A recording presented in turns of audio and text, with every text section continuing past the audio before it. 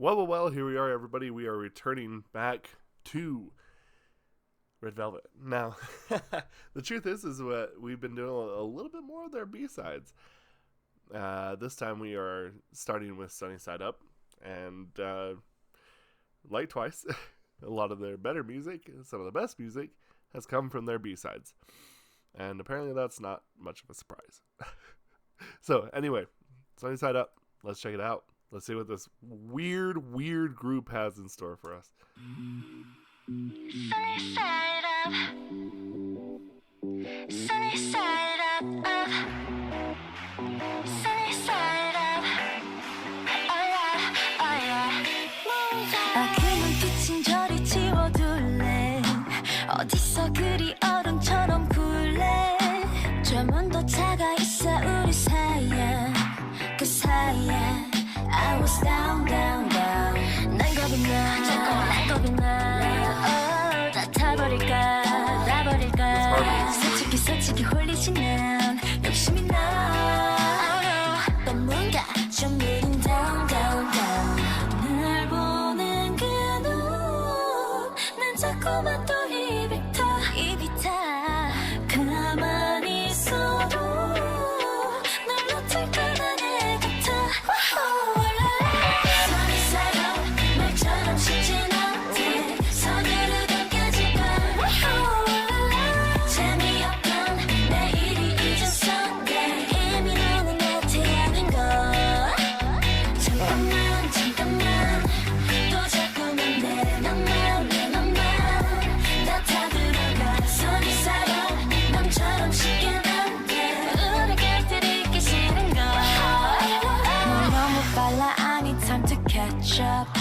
I normally 네 급한 맘의 바이러스 문제가 있어 우리 생각 차이에 그 차이에 I was down 날 보는 그 눈 난 자꾸만 또 입이 타 oh yeah. 가만히 있어도 난 뜨거워하는 애 같아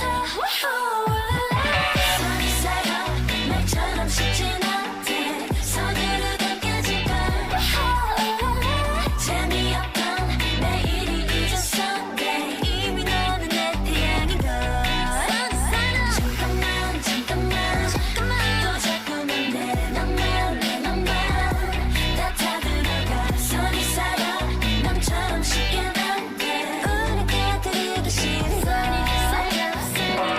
잘못했단 게임 오버이지 이대로 더 좋아 난 아직 말든 들지 마 다 깨질지 몰라 Don't make my mind all scrambled up Sunny side up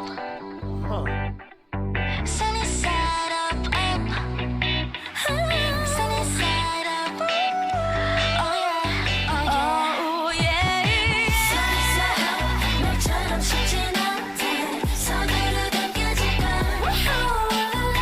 재미없던 내일이 잊었었네 이미 너는 내 태양인걸 잠깐만 붙여놨던 내 맘다 다 터뜨릴까 Sunny side up 좀 기다리면 어때 우리의 태양이 곧 될 거야 Sunny side up Interesting. I find one of the things that is so interesting.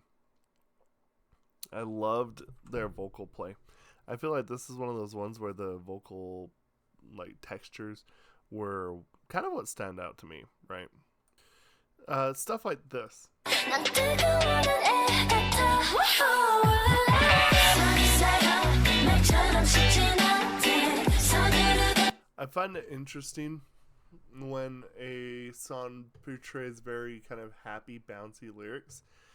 Yeah, it feels a little, I would say, the energy doesn't match. I find like that's a really interesting artistic choice because honestly, I think that there is a solid call for it to match. And again, I think one of the things about Red Velvet that truly kind of blows my mind is how experimental they are. I'm gonna be real, like, even all the way back from the very beginning when I was listening to, you know, more like EXO and the stuff that I listened to when I started, aside from maybe Big Bang, it felt really a lot like, and especially now, that like you are not really afforded much experimental sounds. Like, sure, there's some stuff that's experimental and things that I would say are definitely weird, but not to this extent. I feel like that this is one of those things that maybe if you try to do it in today's climate of where K-pop is at, it would nearly be career ruining. I know that sounds really harsh, but I feel like that's true, because this, to me, in a lot of senses, is almost too out there. But the truth is, that's why groups like Red Velvet, to me, I feel like are important, because there needs to be shown that this is okay to have. I think that's what's really cool about Red Velvet. So, now the interesting thing again, I don't know why this is the case, but with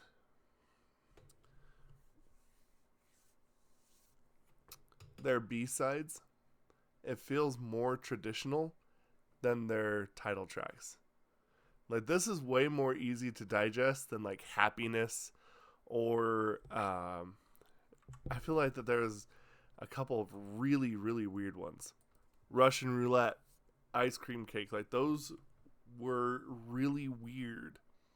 So why is it that that's the weird stuff, and then all the B-side feels like that traditional thing? It's really weird, because I'm going to be real, like, whether it's like a band like Creed, or whether it's like one of the crazy metal groups, you know, like, you know, if we're talking Avenged Sevenfold, Knocked Loose, whoever you want to talk about, the title track is usually the thing that needs to be the most widely appealing. And like, that's why I think a lot of times title tracks kind of end up like, they're good. A lot of people like them, but I feel like that a lot of time they're seen as very safe because they have to be so wide open. Why is Red Velvet kind of the opposite? Why are they putting the weird stuff out for their title tracks and then doing the more classical stuff, the more traditional stuff behind on their B-sides? It's really weird. Do I like it? Yeah, it's actually pretty cool that they do that. I like the fact they're just not very conventional. That is really cool. So anyway, let me know what you all think, and we'll discuss this down in the comments below. Thank you.